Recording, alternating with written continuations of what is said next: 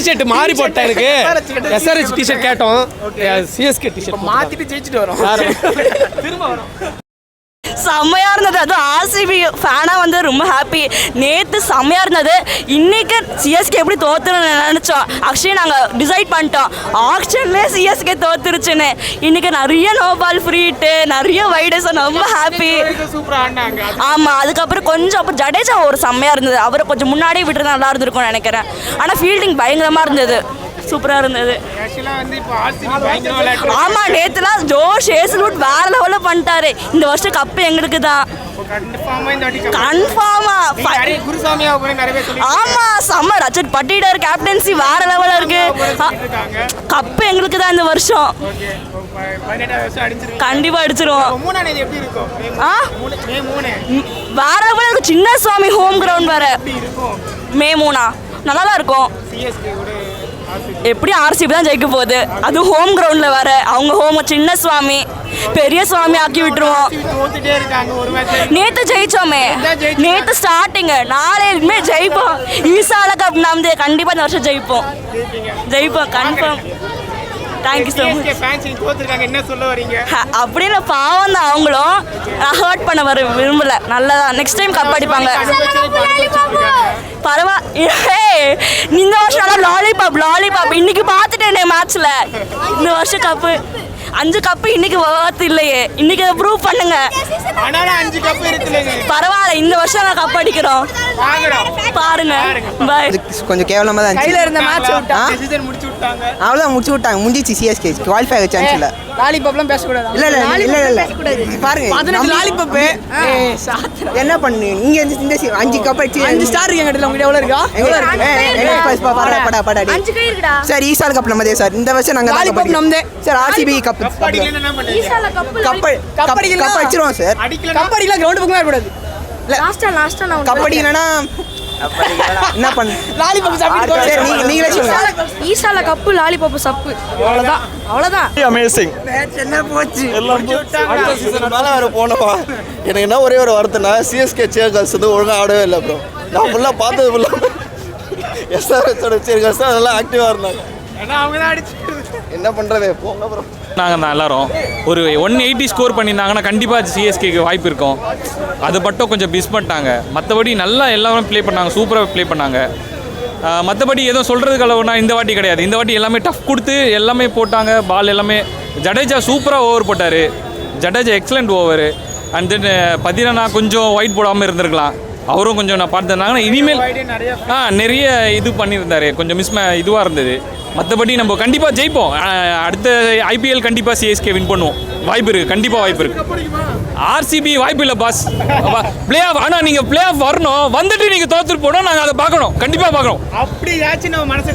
அப்படி கண்டிப்பாக பார்ப்போம் ஜி, கண்டிப்பாக பார்ப்போம். நான் அது கண்டிப்பாக பார்த்துட்டு நான் இங்கே வந்து உங்களுக்கே பேட்டி கொடுக்குறேன். வந்து சீரியஸாக பாருங்கள். கண்டிப்பா லாலிபாப் தான் உங்களுக்கு. கப்பே கிடையாது. குருசாமி இல்ல, எங்க வேணா போக சொல்லுங்க. அவங்க எதுவுமே கிடையாது. அவங்களுக்கு கப்பும் கிடையாது, லாலிபாப்பும் கிடையாது.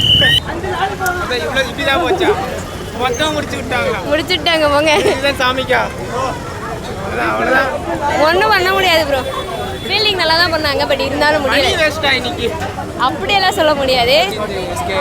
எஸ்கே பார்த்திருக்கேன், தலை பார்த்திருக்கேன். ப்ரோ தலை வந்தது மாசு ப்ரோ.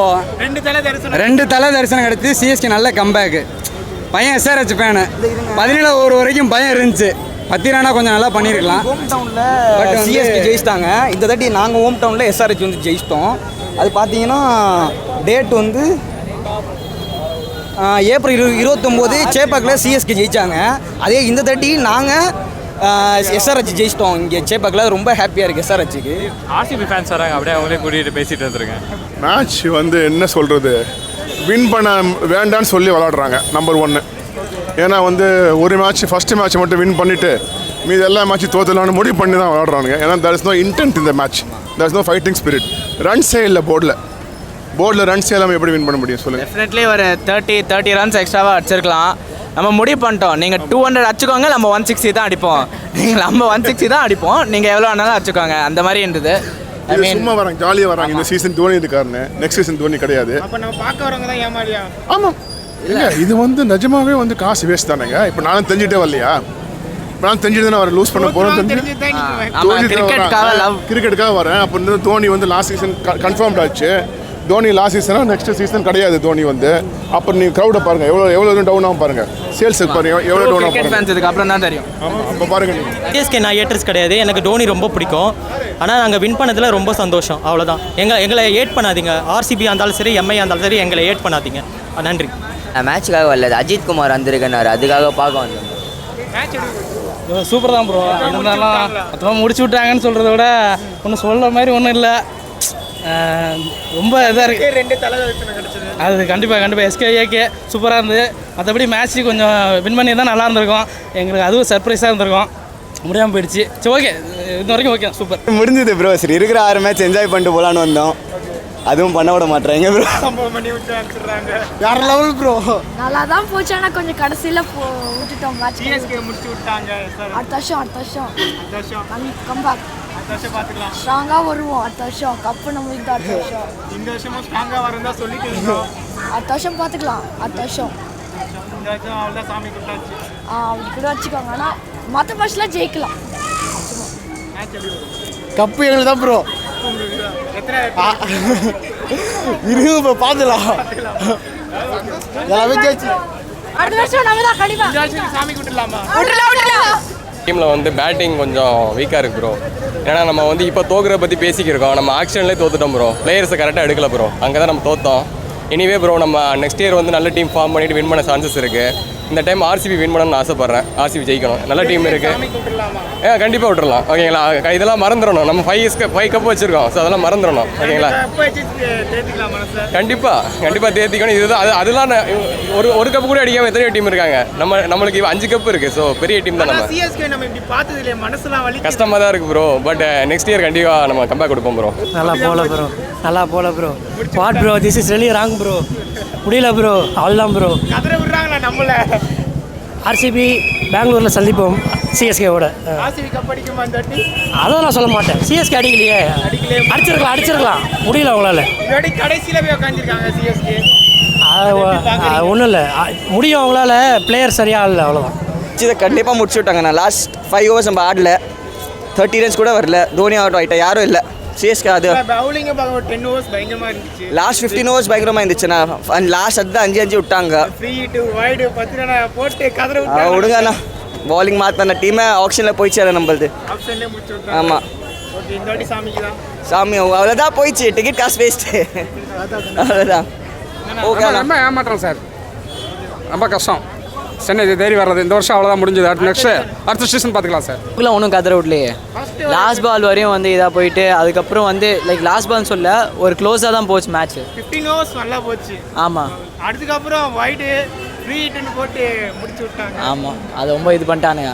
அப்படி இல்லைனா வந்து கொஞ்சம் மேட்ச் நல்லா போயிருக்கும். ஃபஸ்ட் டைம் வந்திருக்காங்க, நல்லா இருக்குது. மாதிரி ஆடல, நல்ல இன்டென்ட் இருந்துச்சு. ஒரு ஜஸ்ட் 20 ரன் ஷாட்னால தோத்துட்டோம். மற்றபடி நல்ல கேம் தான். 15 ஓவர்ஸ் பயங்கரமாக போச்சு. டக்குன்னு விக்கெட்ஸ் வந்தது தான். ஆனால் இந்த வாட்டி பேட்ஸ்மெண்ட் அந்த இன்டென்ட் இருந்துச்சு. டெத் ஓவர்ஸ்கில் நல்லா தான் போல் பண்ணாங்க. ஃபீல்டிங்கும் சூப்பராக இருந்துச்சு. மேபி ஒரு 20 ரன்ஸ் அடிச்சா வின் பண்ணியிருப்போம். பரவாயில்ல, நல்ல கம்பேக் தான். கண்டிப்பாக மேட்ச் எப்படி போச்சு? சூப்பராக போச்சு. முடிச்சு விட்டாங்களா இன்னைக்கு? ஆனால் பாதி பேர் மேட்சே பார்க்க தெரில ப்ரோ. ஜடேஜா அவுட், தோனி வரான்னு கத்துறாங்க ப்ரோ. தோத்தாலும் ஜெயிச்சாலும் நாங்கள் சிஎஸ்கே தான். எவ்வளோ ஜெயிச்சாங்க, நாங்கள் எவ்வளோ சப்போர்ட் ஜெயிச்சாங்க. நாங்கள் எவ்வளோ கஷ்டப்பட்டு சப்போர்ட்டாக வந்தோம். 26 தான் நல்லா பண்ணுவாங்க. சாமி கொடுத்துடலாமா? காசுலாம் வீணாக போச்சு. எவ்வளோ காசு போச்சு? 10,000 போச்சு. போச்சா? நாங்கள் என்ன பண்ணுது, தோத்து தான் செய்யுது. இவ்வளோ வைப்பு குத்தா நாங்கள் என்ன பண்ண முடியும்? என்ன பண்ணுறது?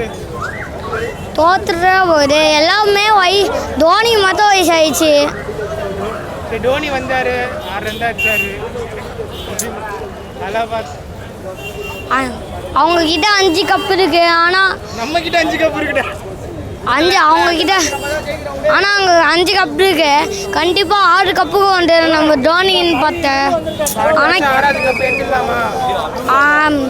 வந்து என்னன்னா நாங்கள் எவ்வளோ கஷ்டப்பட்டு ஒன்று தோனி ஜெயிக்கணும்னு அதுக்காக தான்.